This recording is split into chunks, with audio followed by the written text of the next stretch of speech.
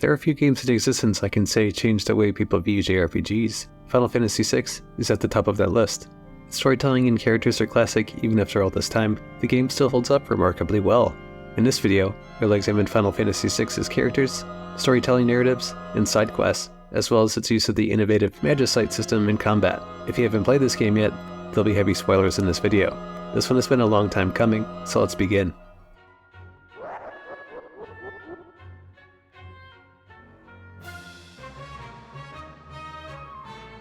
Final Fantasy VI is great about using its open world to both build up its characters and set the events of the story in motion. From the opening scene where we learn about the War of the Magi, which took place thousands of years prior to the game's events, plus its historical significance to learning about each different character, and the game allowing us to traverse in our airship really puts things into perspective to what was groundbreaking at the time and still feels just as amazing today. The world has a sort of steampunk vibe that has been ushered in from the post-Magi War, and it is similar to the Second Industrial Revolution in my opinion. During the first half of the game, the planet is referred to as the World of Balance, and it is divided into three lush continents. The northern continent is scattered by a series of mountain ranges. The southern continent has been mostly conquered by the Gestalt Empire, and the eastern continent is home to the Veldt, a massive wilderness inhabited by monsters from all over the world. An apocalyptic event mid-game transforms the planet into the world of ruin, where its withering landmasses are fractured into numerous islands and surround a larger continent. We also find out about the Warring Triad, who use innocent humans as soldiers by transforming them into enslaved magical beings called Espers. The Triad realized their transgressions, and they freed the Espers and sealed their own powers inside 3 stone statues. As a safeguard, the Espers sealed off both the statues and themselves from the realm of humans. The concept of magic gradually faded to myth as mankind built a society exalting science and technology. During the game's opening, the Empire has taken advantage of the weakening barrier between the human and the Esper domains, capturing several Espers in the process. Using these Espers as a power source, the Empire has created Magitech, a craft that combines magic and machinery, including mechanical infantry. It also infuses humans with magical powers. The Empire is opposed by the Returners, a rebel group seeking to free the subjugated lands. All of this is set up wonderfully of why things are the way they are, and there really is no gray area for the player to question the game's direction. Now, regarding the side quests of Final Fantasy VI, I found them to be quite simple and enjoyable. Some of these quests can tie from getting new Espers like battling Death, or battling the game's elemental dragons, which also provide you with an excellent reward, and others give you background into the cast. From a story perspective, the side quests also flesh out and build the game's cast, like Edgar and Sabin with their background to their upbringing, or with Cyan, which shows his love for his family in the Doma Castle. It really felt ahead of its time, and all that being said, I highly recommend you explore Daryl's tomb, speaking with Sabin's mentor, and to try out the auction house. I personally in this playthrough didn't do the Paladin's shield grind since it's really unnecessary unless you went with obtaining the Ragnarok sword instead of the Esper. Now let's go ahead and talk about the Espers and the ATB combat system. I will preface by saying that the ATB system is probably my favorite out of all the mainline Final Fantasy games. Instead of acting in a more traditional, turn-based one-to-one system, you're given a charge meter, and once it's filled, you can either use an attack, magic, or items of your choosing. After your action is done, you must wait for the gauge to refill. One unique aspect to ATB is the constant flow of time, and even when the game's in combat menus. This often allows for unique encounters such as bosses that have weak points that only become exposed at certain points in battle, requiring the player to time their attacks. It also tends to create a constant sense of pressure to perform actions with quick decision making, which also adds a nice sense of tension to your battles, and it's certainly rewarded. Speaking about weak points, a good example of this would be the Infernal battle in Kefka's Tower. You must also use this proper strategy to target its arms with the right spells like slow and then attack the main body. It has no good relics equipped. The ATB system was designed by Hiroyuki Itou during the development of Final Fantasy IV for the SNES. Time gauges for each party member was added into Final Fantasy V, but the system still gave the impression of being turn-based, as the gauges filled one block at a time. It became a little bit more fluid in Final Fantasy VI. ATB became the system of choice for Squaresoft's 3 PlayStation-era Final Fantasy titles, 7, 8, and 9. We also see an ATB hybrid in the Final Fantasy VII Remake, and I do hope that one day we see a return to this fantastic system in newer entries, though I did not hate the combat in Final Fantasy XVI. Another thing to note is the use of limit breaks in Final Fantasy VI, or rather, desperation attacks, as they weren't officially called that until Final Fantasy VII. What was cool about these is that their origination in 6 they can be triggered while in critical status, or a one-time attack that can one-hit kill an enemy, and also be used on a singular enemy rather than a group. You cannot use them more than once per battle, so you'll need to use some strategy.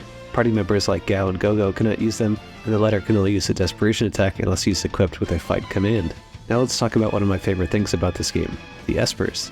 Espers are comparable to the early Final Fantasy game summons, and you can summon the Esper that you have equipped, which can only be done once per battle. These abilities are similar to spells, except they tend to target all foes, or all allies, and often have effects you can't otherwise manage with normal spells. This could take the form of a status-inflicting spell, or even unique effects like that of Golem. Other Espers simply act as damage spells, which tend to cost more MP than they would otherwise, but they can also be immediately used by any character that equips the Esper rather than needing to be learned first. They're also just too MP intensive and also limited in use, so you have to be very careful when you use them. When you think of Espers in Final Fantasy VI, learning spells is usually the first things that come to mind. Every Esper teaches one or more spells, and usually at least 3. Each spell has a learning rate, expressed as a multiplier. To learn a spell, you need to earn AP after each battle. Each AP is multiplied by the learning rate of each spell, and when this adds up to 100, the spell is learned. From that point on, the spell can be used by that character. You can give that Esper to another character and have them learn the same spells until everyone in the party knows that very spell. Also note that Terra and Celeste learn spells automatically at certain levels. This has no effect if they've already learned a spell from an Esper, and will essentially set the learning percentage of that spell 100% immediately, regardless of its current value. There are also potential strategies in determining who to teach what spells to in what order. You may also want to give some characters utility spells like Cure, or you may choose a few primary magic users and prioritize teaching them the most powerful spells. That being said, don't focus on learning spells to the exclusion of everything else. Level up bonuses are also important. Most Espers offer some kind of bonus on a level up. These bonuses are usually applied to the 4 main attributes like Vigor, Magic, Power, and Stamina, and most rarely Speed. To take the form of a +1 or a +2 to that stat, it's worth noting that Espers found later in the game tend to give better bonuses. Since the number of times you can level up is limited, to truly maximize your characters, you'd want to level up as little as possible. I would argue it's not worth giving up power during the game to gain unneeded power at the end of it, but if you're min-maxing, you want to keep this aspect of leveling in your mind. If you're willing to micromanage and make sure every character gets the optimal bonus every time they level, your party will become absolutely unstoppable. However, this game isn't really difficult enough for that to be necessary. Still, if you keep an eye on when characters are nearing the level that is useful, as a level up bonus on an Esper is irrelevant at all other times. The best approach is to keep a balanced one, and to consider all aspects of your Espers and assign and reassign them as appropriate. Have a plan for each character, and when you execute your plan, you'll see the effects start and add up way faster than you'd expect. Lastly, I'd like to discuss the weapons in the inventory. If you were to compare it to Final Fantasy XVI, it would seem that the options for both weapons and shields, armor, etc. are quite significant, and this allows you to outfit your party with a lot of nice gear, for which you like to use instead of just having a sword and that's it. By the time you reach the endgame, you can have some stupidly powerful gear, and it felt pretty great being in that position, and not having to be afraid of what's coming down the pipeline, as long as you've taken the proper precautions with leveling and buying the right relics, gear, and optimizing based on who you use in your party. For example, since I kept the ultimate weapon with Terra and used the Ragnarok Magicite as an Esper, I was able to upgrade my MP enough that I only needed some elixirs or a Mega Elixir to replenish myself and become an unstoppable juggernaut, especially when paired with the Soul of the Masa relic, allowing dual cast. Let's just say Kefka didn't really know what hit him. Now, let's talk about Final Fantasy VI's story and narrative focus. Easily, the strongest aspect of Final Fantasy VI is its story and how it's laid out for the player. Right from the opening as Terra, Biggs, and Wedge march in the Magicite armor towards Narsha with the epic music backdrop, you can already feel the sense that this will be a journey to remember. Personally, I like how the game sets us up in giving us some background on the Terra and the Empire, since as the game progresses, it begins to focus less on this aspect and more onto each of the game's 14 characters, providing you with a different perspective than more than just Terra. As you march towards Narsh, a neutral city against the Empire, you're alluded to a frozen Esper that it was reported to have been found in the mines. When you discover Velagarmonda, it sends out waves of energy and kills Biggs and Wedge, who sadly did not last long, and they also knock out Terra. It's already been quite the opening, and then you come to find out that you've been mind-controlled with the slave crown by the Empire, who you are working for, and you don't know anything other than your name. The Narsh guards arrive to arrest Terra, but Arvis sneaks through a back door and into the mines, and Terra is cornered and plummets down the shaft into another area of the mines. As Terra falls unconscious, remembering a man named Kefka Palazzo who placed the slave crown on her and ordered her to slaughter 50 Imperial soldiers as a test of her magical power, a man named Locke arrives at Arvis's house. Arvis and Locke are members of the Returners, who are a rebel faction opposing the Empire. Until the town of Narsh remains neutral, Arvis asks Locke to get Terra safely out of the city with the help of Mog and the other Muggles. Locke then fights off the Narsha guards and escapes with Terra.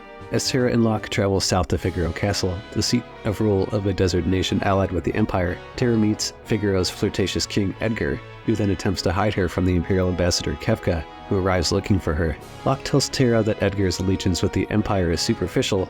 In secret, Edgar collaborates with the returners using Locke as a go-between. Kefka, being as deranged as he is, sets the castle aflame, and Terra, Edgar, and Locke flee into the desert on chocobos, while the castle burrows into the sand at Edgar's command, protecting its occupants. Kefka then sends 2 Imperial soldiers in Magicite armor to attack the trio, and during this battle, Terra uses magic, stunning Edgar and Locke, which, at this point, it was believed that magic did not exist. Intrigued by Terra, Edgar and Locke ask her to meet with the leader of the returners, Bannon, to receive protection from the Empire and gain understanding of her abilities. Terra agrees, and they travel to South Figaro and then north to Mount Colts. You also encounter a man named Vargas, who's the son of a martial arts master, Duncan Harcourt, who has recently murdered his father out of jealousy and hate. Edgar's twin brother and Duncan's pupil Sabin intervenes and defeats Vargas and joins his brother to help stop the Empire. Now, one of the coolest things about Final Fantasy VI's story is after the first arc is how it splits into scenarios. You can then pick whichever route you like, and in taking focus off Terra, makes you feel like each character is in a way their own main character itself. Narratively, each route you take provides excellent growth and context into each characters and their development, and this was certainly their aim, and it was well executed. Now, let's examine each of these scenarios. I chose to go with Bannon, Terra, and Edgar for my first scenario, since to me it's the most fun to start with. It isn't a particularly long scenario, but what's cool is you get to battle Ultros in the Lethe River, and then debut with Arvis again after getting out of the Narsh caves. It leads to Terra meeting with the Esper again, who is currently the only ray of hope against the Empire. Locke's scenario is a little bit more robust, as you start by sneaking out of the Empire-occupied city, taking turns dressing as a merchant and a soldier, and then giving an elderly man some cider who wills to grant you passage. Sound cool already? Thought so.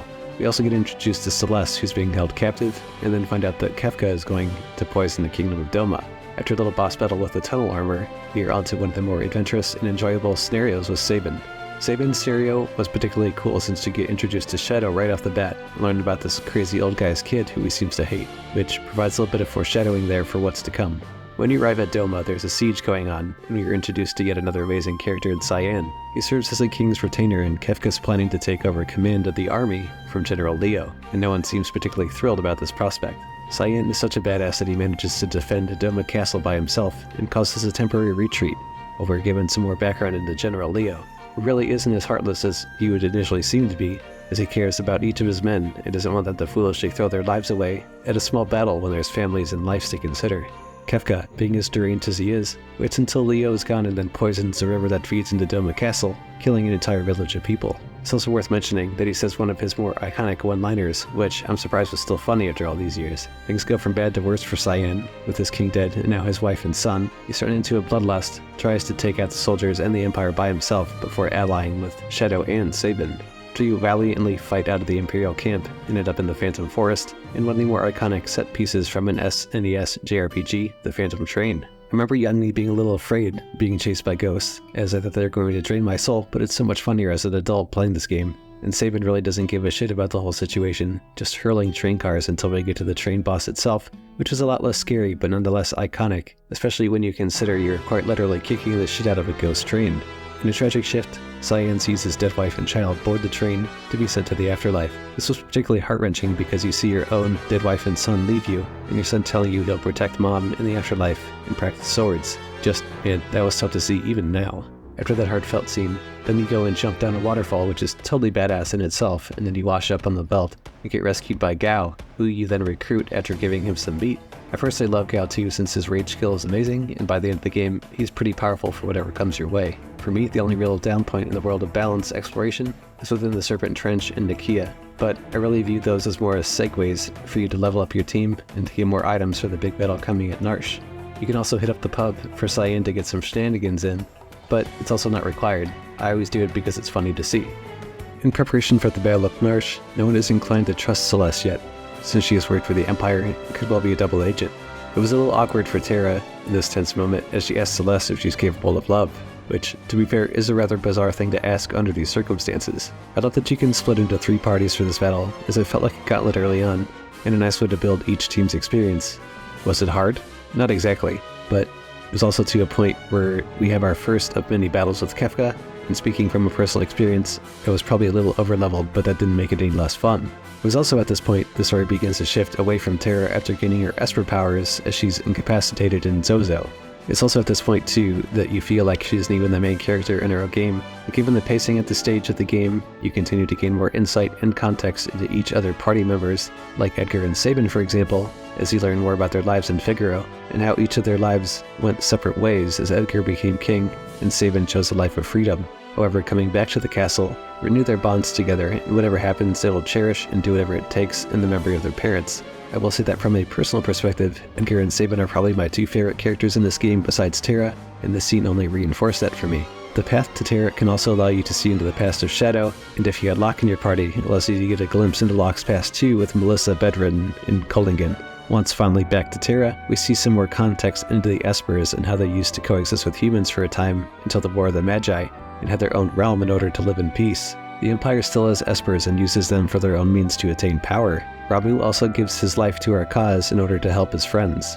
It's sad, but it was a better choice than to be used by the Empire for their nefarious means.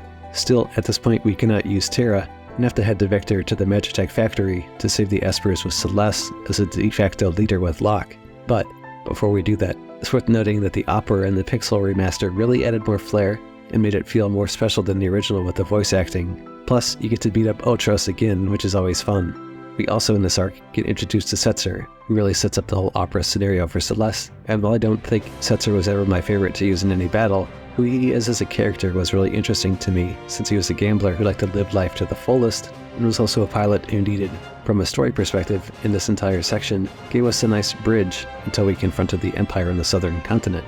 The Magitech factory for me back in the day felt like such a scary place with all the machinery and powerful enemies. But as I come back to it as an adult, the same feeling didn't really remain, and it didn't feel quite as intimidating, but rather intriguing with its steampunk vibe and notable enemy power creep.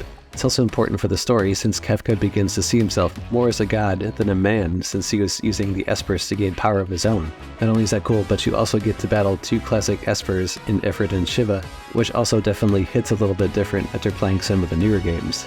After you save the Espers, rather allow themselves to become Magicite, you get to meet Sid, who in this iteration isn't quite as prominent as some of the others, but is a cool character since he seems to be reluctantly working for Gestalt for his own good.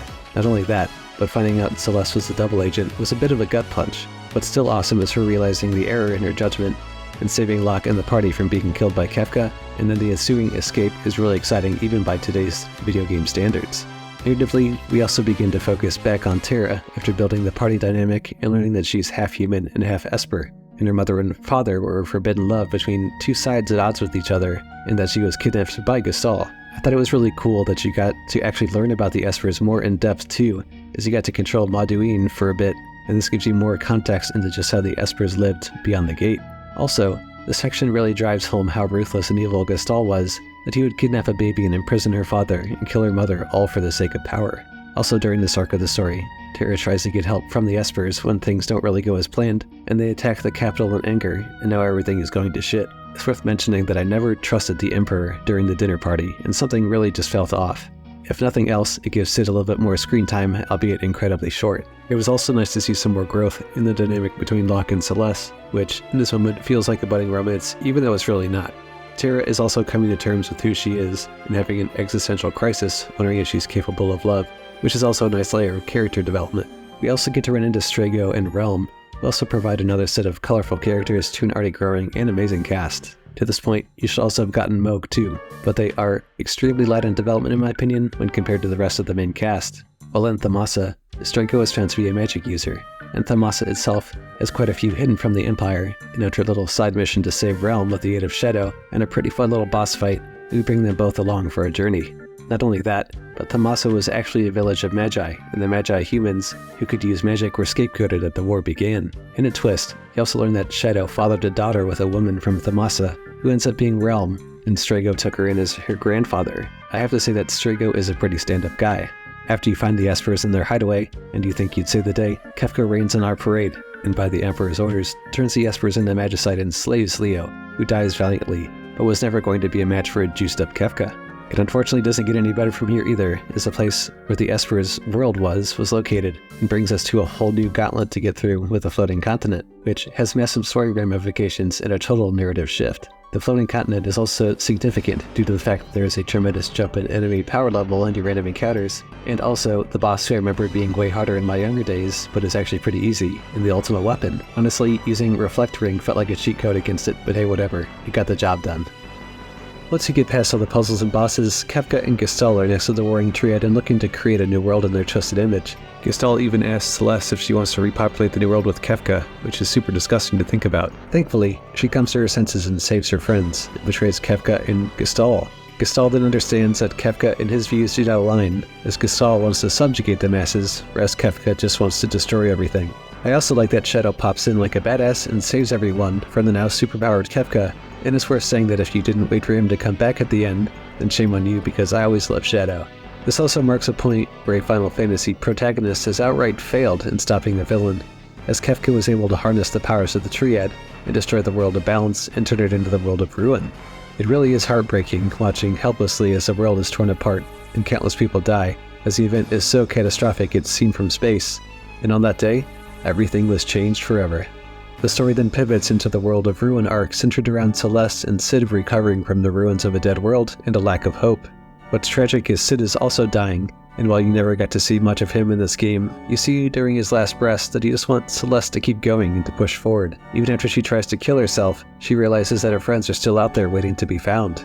In addition to everything being massively fucked up, the enemies in the overworld are harder, and as Celeste, you have to find all your friends in a world of ruin. Oh, and also there's a cult of Kefka now. Sabin is still a Chad, and you help him rescue a child from a burning building, and we find Terra, who's in a state of despair, but is a guardian of Mulbiz, after Kefka destroyed the village and becoming the de facto mom of this village. A key takeaway from this is that she's lost her will to fight until we circle back later, and she has a come-to-Jesus moment, realizing who she is as a person and the will to destroy Kefka and save her new family and friends returns. Finding Edgar was actually pretty humorous too, since all he really did was dye his hair and change his name, and deny his existence even in front of his own brother, and once he's back in his castle, all of a sudden he's like, "Oh, Celeste, hey yeah, it's me, let's go get this done." I also really enjoyed learning more about Setzer and his backstory with Daryl, and how he took care of the falcon for her when she passed away. It really helps illustrate the good traits on a character who is seen as a risk-taking gambler, and a softer side that had a love interest. That said, he's probably my least used in the entire game outside of Umaru and Mog, simply because I was never lucky enough with the slot mechanic. Cyan was also fun to find, as he was basically ghostwriting letters to Lola acting as her boyfriend and sending flowers. Simply a gentleman. You also continue to recruit your old team with Gao, who's just chilling in the Veldt, and Mog, who is in a cave, just waiting for you to return. During this arc, there isn't much development yet for either. Saving Shadow at least gives us a glimpse into his past with another flashback, and while he's a deadbeat dad, he sure is a badass fighter. Terra finally understands who she is after defeating Humbaba, and understands that she needs to fight to protect others and the one she loves, and make it a safe place again. So at that point, you pretty much got everybody back other than Realm and Strago, which I thought the quest to get Realm was pretty cool, seeing as it's basically a haunted mansion, and you have to kill a ghost painting to return things to normal. And not only that, she's needed to snap Strago out of his trance at the cult of Kefka in order to rejoin the team. Right, so now that we have the squad back, let's touch on how funny it is to find Gogo. Once you go to the Triangle Island, you end up getting swallowed by a Zone Eater and find Gogo just chilling inside its belly, and you aren't really given a lot of context into the character other than he's able to mimic powers, and he gets to be busted by the endgame. Given he is an optional character, you don't have to get him, but I don't know why you wouldn't, nor do I know anyone who skipped getting him. Cyan also has one of my favorite closures to his arc when you return to Doma Castle, and have to enter his dream world, rescue each party member, and then battle the dream demons, and then relive the ghost train and his experiences in the mines. Once you beat the boss Rex and Soul Saver, you can also see his flashbacks to his past at Doma with his family, which is a really nice moment since it shows you how devoted of a family man he was before the Empire ruined everything and Kefka became a magic god. Locke's arc is also really touching as you find him in Phoenix Cave. He's doing all this for Rachel, who is Locke's true love, and her death allows the Phoenix Magicite to be revived, and she lives on for Locke, always keeping an eye on him in the afterlife. I have to admit, this one made me cry a little bit too. The closure of Strago's arc is also well done when you head to Evet's Rock to kill the monster who's been a thorn in his side for a long time, and to get the revenge on your friend Gung-Ho. Hedon is also a really fun boss fight, and once it's slain, Strago and Gung-Ho get the closure that they needed to move forward with their lives. Since there is no true arc to close per se, I still highly recommend that you get Umaro from the cave after you defeat Velikarmanda. Umaro also allows you a little bit more freedom in the endgame if you value a more physical group rather than a magic-based party. The last arcs you can close are Sabin's, by finding Duncan's cabin and finishing his training, and Gao by finding his father, who's pretty insistent he doesn't have a son, even though Gao and the team made him presentable and tried to get him to acknowledge him. It's sad because he was abandoned at birth and the party is the only family that he has. So now that we've discussed all the narrative changes and character arcs, it must be said that Kefka's Tower is one of my favorite endgame areas in a JRPG still to this day. You must absolutely be leveled proper and prepared since it pulls no punches for the player. You can split into 3 parties, so your selection is essential if you want to make it all the way. I personally put the Ultima spell on Terra and as many other team members as I could, and yes, I know that's cheesy, but it was still fun for me. There's also some great boss battles as well in Kefka's Tower, like the Ultima Buster to kick it off, and there's also the final dragon bosses in the tower, like the Gold Dragon and the Skull Dragon. Kefka's Tower also has one of my least favorite bosses in the game with Inferno, who is a little bit less annoying than Magic Master in the Cult Tower. Even making it this far is pretty satisfying, but then to top it all off, you get to fight with the Warring Triad. Each of these battles with Demon, Fiend, and Goddess were awesome, and it brings me back to my point of using Ultima. It is absolutely key that you have Ultima equipped unless you want to make it really hard on yourself, especially with Goddess, since if you don't have Ultima, it is really a pain in the ass. By this point, if you don't feel like an absolute powerhouse, then you probably did something wrong.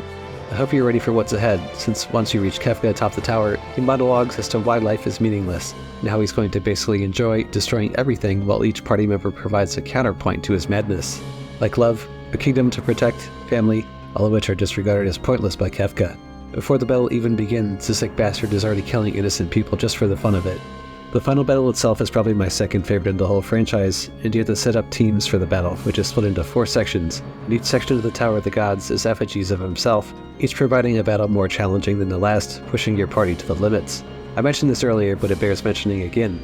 Having Ultima is extremely clutch, as well as good healers, because you can make it to Kefka with minimal losses to your party if you play it right.